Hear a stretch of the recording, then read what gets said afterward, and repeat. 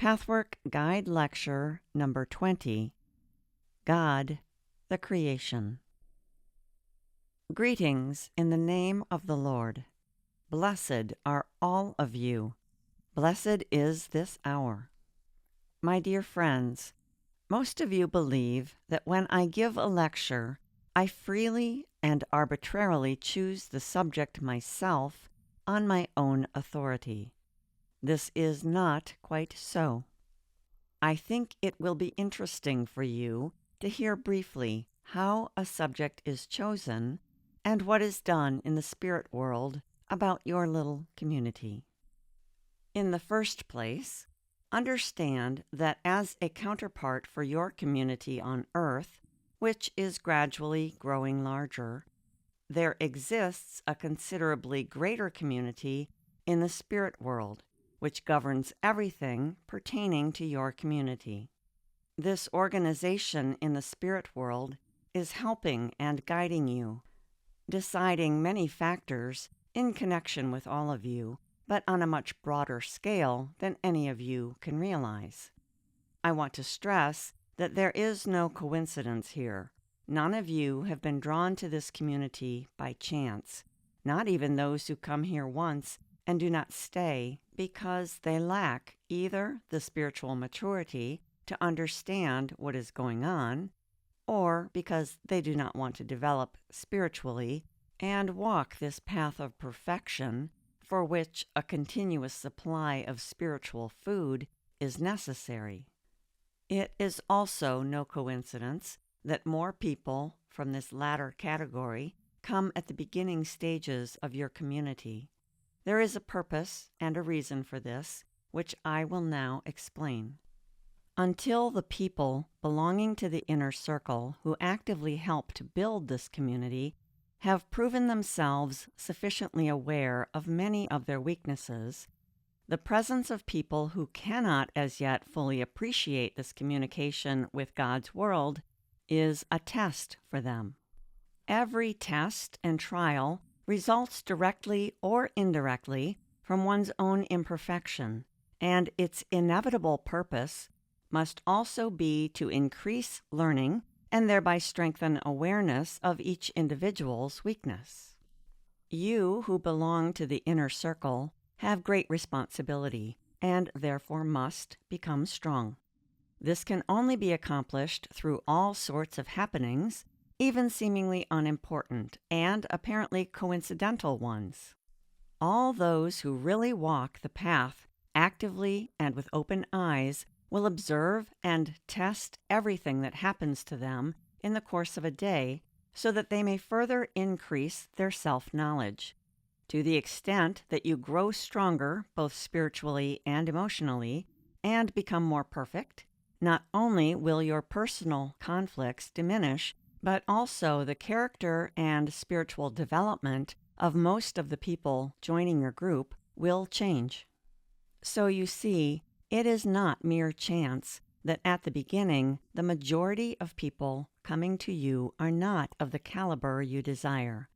You have probably noticed that this has begun to change already, and it will change even more as time goes on. At the same time, people who fall into the above category and approach you at the beginning of such a community are not guided here at random either.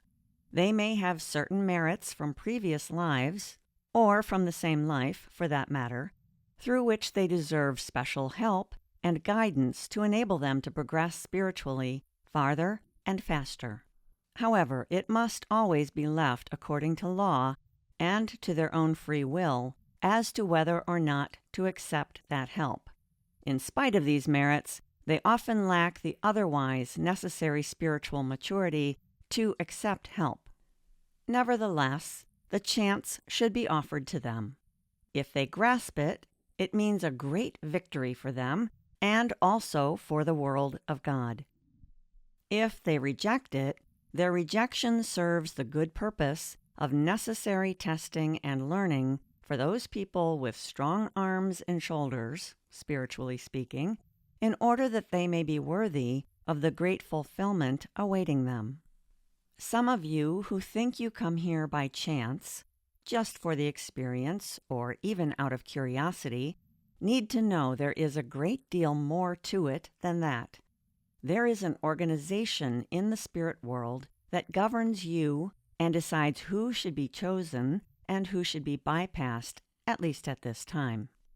Particular spirits who have this task and are trained for this work are being sent as scouts to consider all the relevant circumstances pertaining to the individuals in question. If it seems that a person should join you, or at least should be given the chance to, then these spirit scouts get in touch with that person's guardian spirits. The latter guide their protégés to someone in your circle and perhaps inspire that person to propose the idea of joining your group. This will give you some idea of how much work and care is involved concerning even the smallest detail. The choice of lecture subjects also necessitates a considerable amount of work in the spirit world, for the appropriate subject at the appropriate time is not always easy to determine, and I personally could not do this alone. You have not the vaguest idea what a world of order and organization God's spirit world is. The efficiency of the spirits who are trained expertly for their particular tasks and of the teamwork involved is something which surpasses your comprehension. For instance, there are a number of more exalted spirits above me whom I have to consult for the selection of a lecture subject and for the advice given to certain individuals, as well as for various other decisions. On the other hand, these spirits also take my opinions, my experiences, and my advice into consideration. I have a number of helpers whom I am sending out or who are helping with other tasks in connection with the building of your community. After considering all the reports coming in from spirits involved with this work, each subject is decided upon, and so are the limits of how far I may go in answering certain questions that may come up unexpectedly. These decisions are made on the basis of the great number of components and situations wherein all the pertinent laws are to be considered. It is a type of bookkeeping work, if I may call it that, where many details have to be painstakingly considered and weighed. You have no idea how much work is involved in our world regarding this community of yours, how much there is to consider as far as the future is concerned. It is so difficult to determine which information may be harmful for some of the listeners and readers while also being useful for others, depending upon the degree of their progress and the time it has taken them to progress. In other words, it is difficult to find ways of furthering the progress of each individual belonging to your group by giving just the right amount of spiritual food at the right time and at the same time to plan ahead wisely for your group's future as a whole. You in your world are so blind. You only recognize what is right in front of your eyes. You do not realize that often a truth heard too soon can be more harmful than if it were heard too late. Yes, my friends, this is so. On the other hand, it may be of imperative importance for some people to hear a particular truth or spiritual law. In such cases, the information to be given has to be worded in such a way that it will not be understood by those not yet ready and mature. This may give you an idea of the organization in the spirit world that is the counterpart of your group. This organization is deeply involved with many details you completely ignore. It is working with love, care, and wisdom to guide everything to the best advantage of all concerned, including those whom you do not know as yet, but who will join you in the future.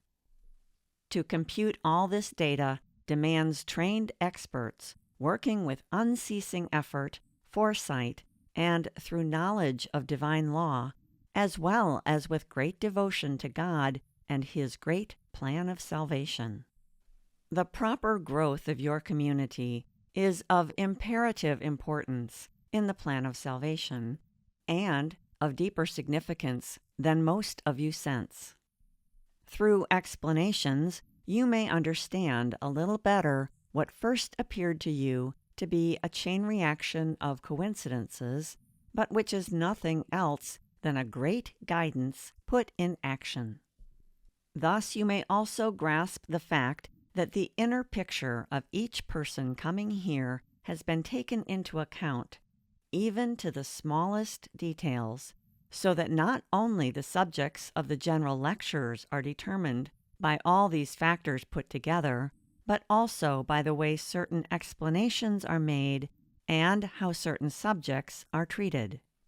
You will understand that I do not come here and freely choose a subject. Whenever people succeed in contacting God's world, it never happens that the spirit contacted has free choice of subject matter, because too much has to be considered and too much is at stake of which you know nothing. Last time, I said I would talk about the fall of the angels. In order to do this effectively, so that you may understand it as much as any human being is capable of understanding, I have to discuss it in this order: God, the creation, the fall of the angels, and the plan of salvation.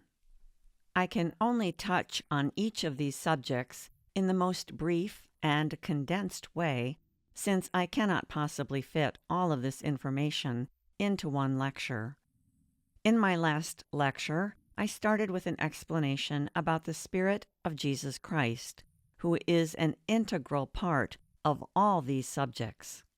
First, I will briefly condense this information, adding certain supplementary details later on.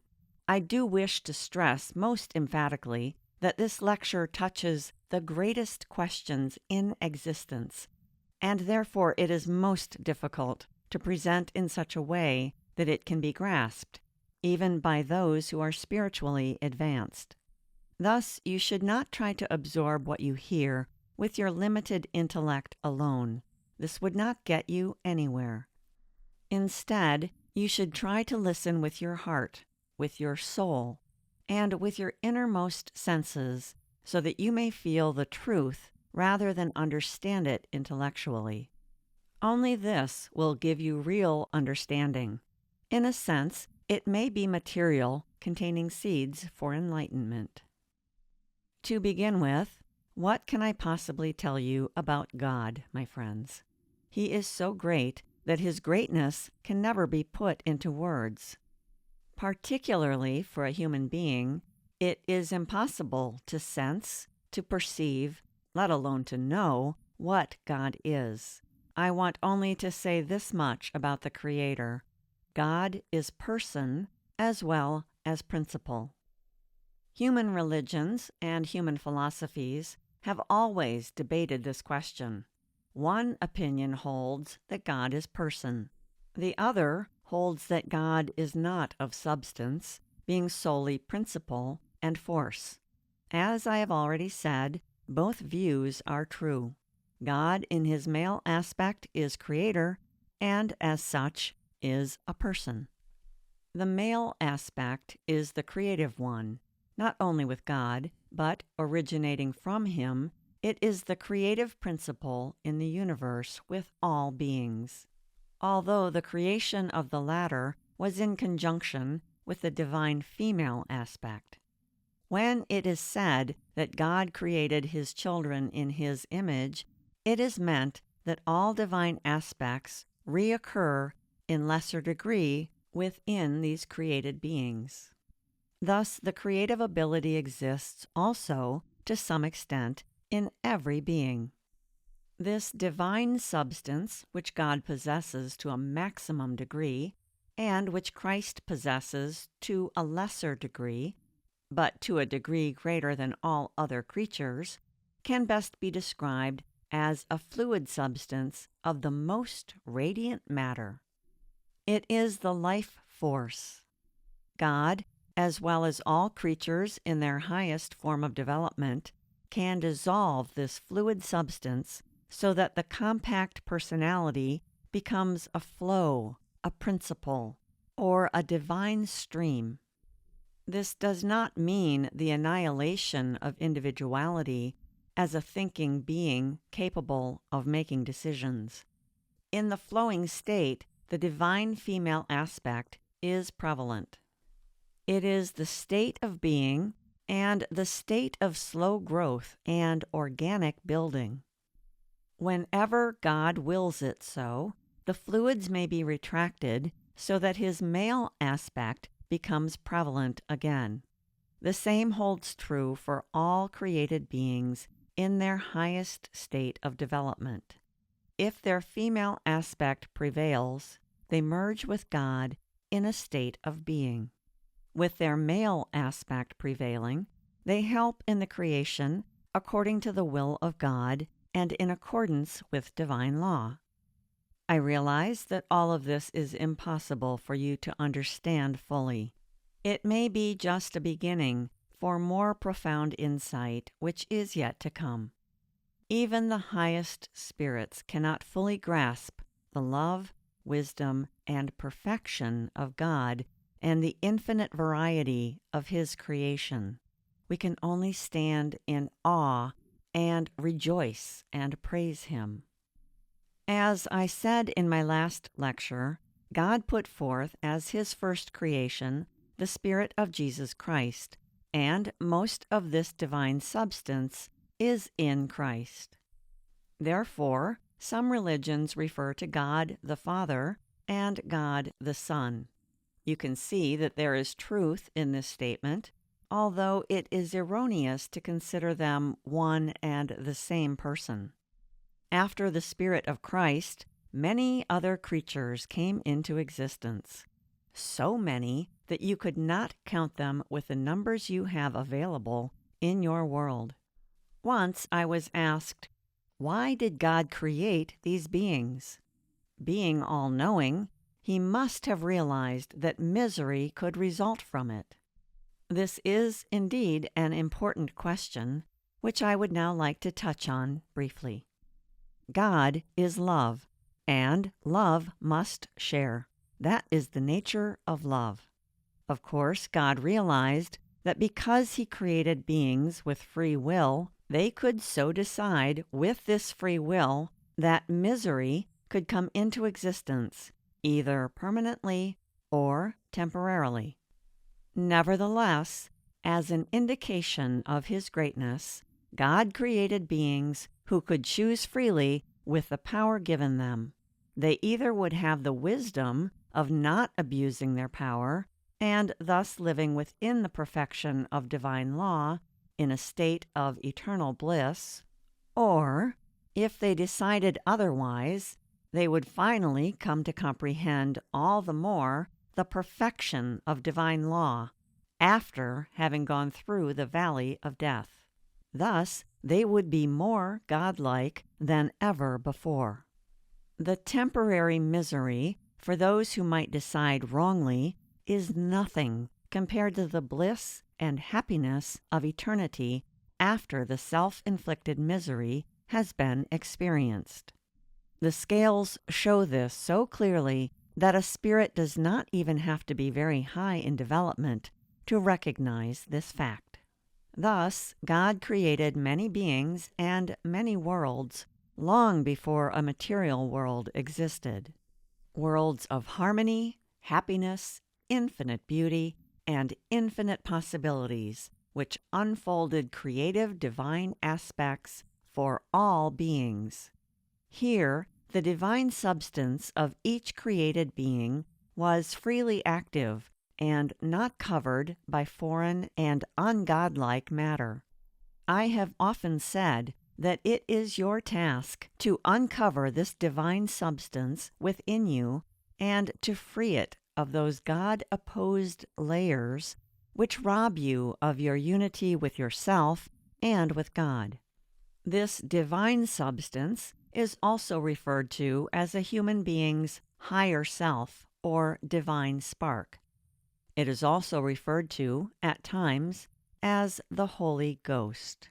The Holy Ghost is not one being, nor is it part of a threefold God in the sense it is often interpreted.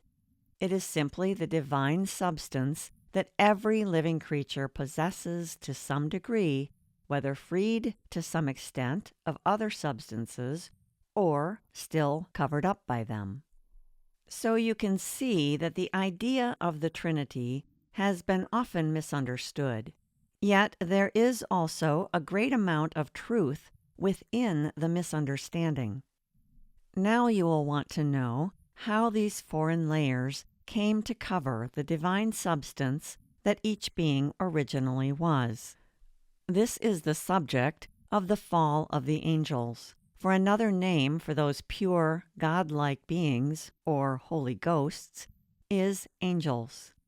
First, however, I would like to mention that it is a great mistake to assume that this divine substance, which exists in everyone, is God Himself, or identical with God the Creator. God is a being, and what you possess within you is of divine substance and has many of the divine attributes, although not to the same extent as the substance of God Himself. The divine spark within you is godlike. Only this purified and freed substance within you is capable of uniting with God and therefore of being one with God. No substance that is unlike God can unite with God. It is erroneous to confuse the godlike substance in each created being with that of the Creator Himself. People often advance the idea that God should not have endowed His creatures with free will, for then the fall could never have happened. Or they claim God at least should have interfered when the fall started. However, this view is so short-sighted and so blind. Happiness can only exist for any created being through union with God. And to be in union with God, you must be of the same substance and endowed with the same aspects and qualities. Otherwise, you would be unlike God and thus incapable of being in union with God. Free will and free choice entails the possibility of directing free will contrary to divine law.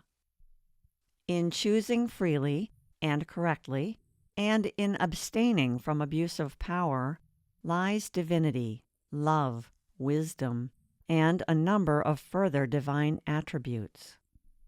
It is of utmost importance for all of you to grasp this idea, for then you will be able to answer many questions that so far you may not have understood. God also put into creation an infinite number of laws. These laws provided beforehand for the possibility of a return to God if and when any of the created beings should misuse their power and freedom given to them by God. These laws work in cycles which have to close. Whatever happens, these cycles follow their course, and the laws work in such a way that ultimately everything having once turned away from God and divine law will eventually come back. The greater the distance from God, the more the misery, for only in God and with God lies happiness. But through this misery arises a stronger incentive to return to God. This thought also lends itself very well to deep meditations. By grasping some of this truth, you may come to understand many things which have so far remained hidden from you. If your eyes and your inner senses become purified enough, you will recognize this law even in your daily lives, even in small incidents. So, spiritual worlds did exist for a very, very long time, where all created beings lived in a state of bliss in a way that is unimaginable. The possibility existed for all creatures, ever since they came into existence, to choose freely, either to live within divine law or to act against it. At one time, one spirit fell under the temptation to act against it. You can find the symbolic explanation of this in the story of Adam and Eve in paradise. Actually, this happened in a very different way, although the idea of temptation was there. Perhaps you are able to comprehend some of this when you imagine that you possess great power. You may know that to use this power in a certain way might prove to be dangerous for you. Yet, as long as this power is not exploited, you may feel a curiosity concerning what would actually happen if you did use it. This temptation becomes stronger and stronger. The stronger it becomes, the less you can think of the means to counteract this temptation. You will not even have the intention of continuing to use this dangerous power, but you feel you must try it out a little bit, just to see. All the theoretical knowledge you may possess, that having once tried it, you may not find it possible anymore to resist being swept away by it, dissolves under the growing weight of the temptation. Once the first spirit succumbed to the temptation, it set something in motion that could not be changed anymore. This spirit once knew that this would be so, but did not wish to remember after he had succumbed.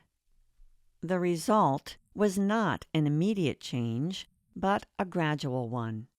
The change from harmony to disharmony took place just as gradually and as slowly as your personal change occurs from disharmony to harmony. The latter is evolution. The former could be called a backward evolution or devolution, and neither can ever happen suddenly. Here, I would like to give you another example of this process that may help you to understand it by trying to feel into it.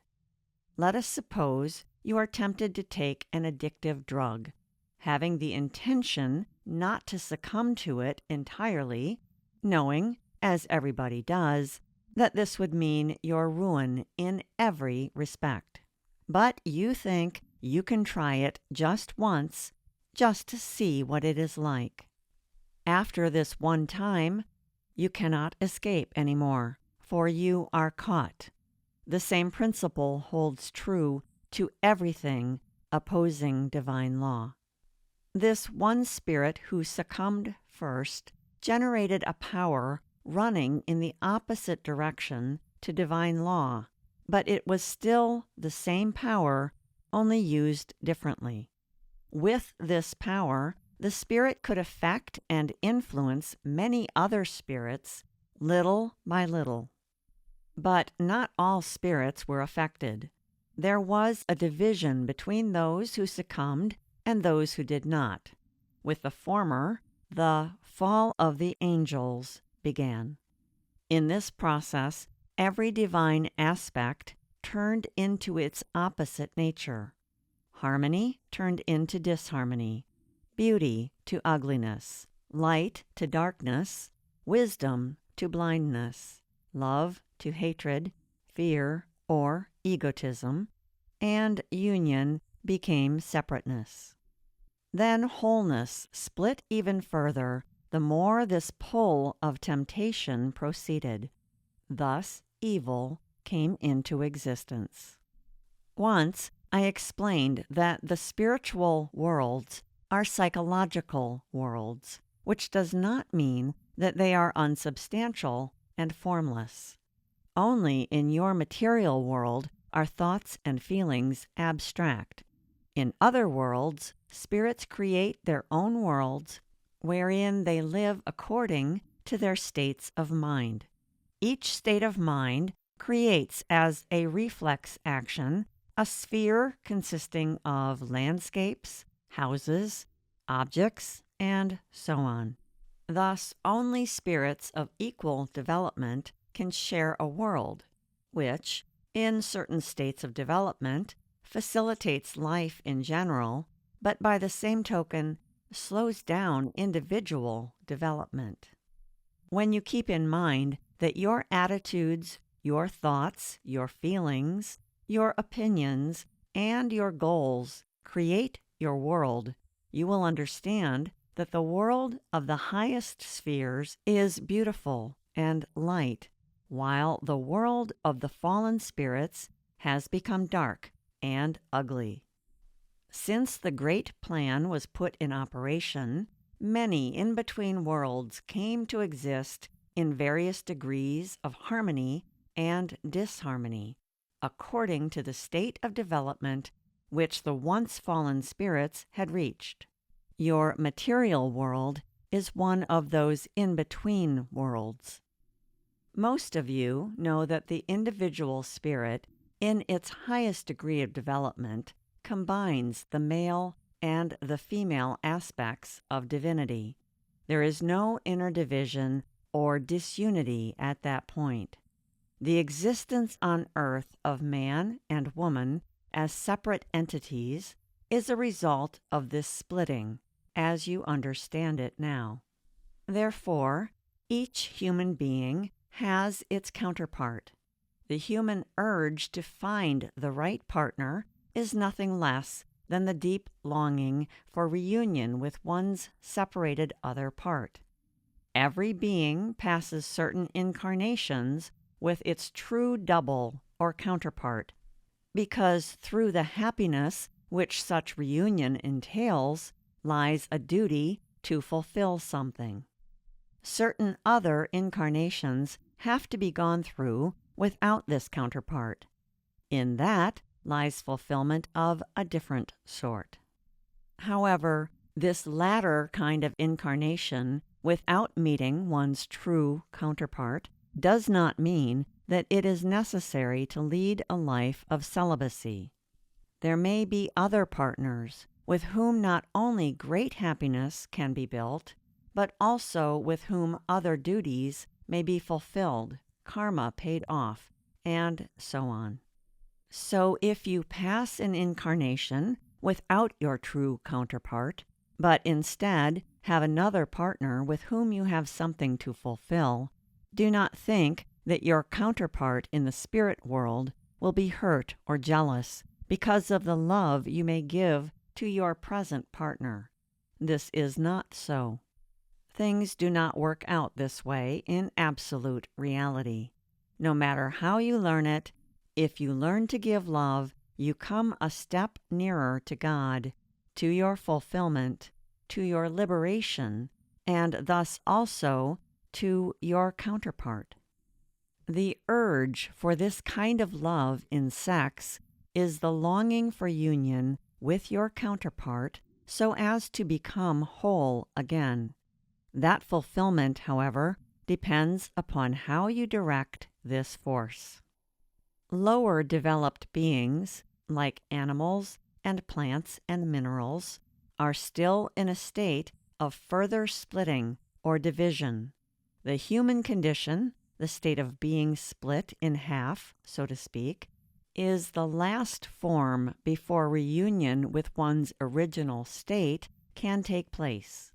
The disharmonious worlds, which came into existence through the division from God and through the so-called fall of the angels, are also called hell. These worlds simply reflect the state of mind of the creatures living there. These spheres came into existence as a direct result of the state of mind of these beings. But hell is not just one sphere. There are many spheres there, just as there are many spheres in the divine world, or so-called heaven. When the fall took place, not all who participated came into an equal state of disharmony and evil. The degree was very individual and different. Thus, different spheres came into being within the world of darkness, always corresponding to the individual's state of mind. However, on the whole, one can say that every divine aspect turned more or less into its opposite. As long as complete purification has not been achieved, some of the characteristics of the fall are still going on within a person to some degree. It would be extremely useful for each one of you to delve into your soul and clearly come to feel this process, thus making it conscious. When you consider your individual faults, try to find the original divine aspect of them. For no fault could come into existence by itself. It is only a distortion of something that was once divine. You can find this divine aspect in all your faults. Then it will be so much easier to purify your faults and at the same time lose your sense of hopelessness about yourself. You will lose your sense of inferiority, yet in order to do so, you must first find out what your faults are and face them courageously.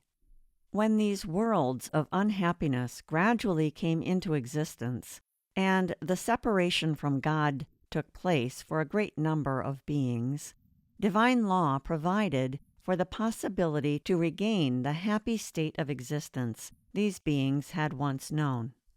However, certain decisions and changes had to be made, always according to the free will of the fallen spirits, either individually or as a group.